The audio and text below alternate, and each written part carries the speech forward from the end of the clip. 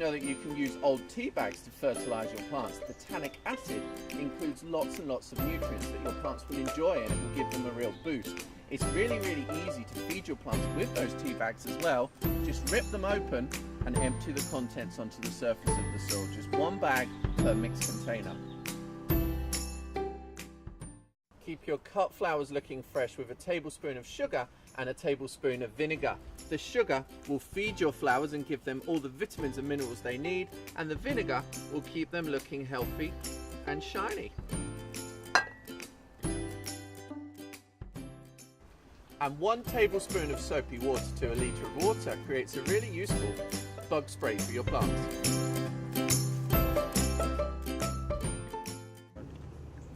Using old newspapers around your plants can stop the weeds coming through and keep moisture locked into the soil. And the best thing, it's 100% organic.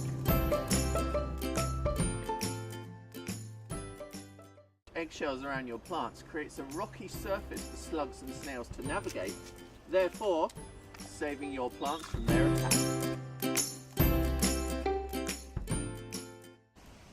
Or, if you dare to waste it, you can use beer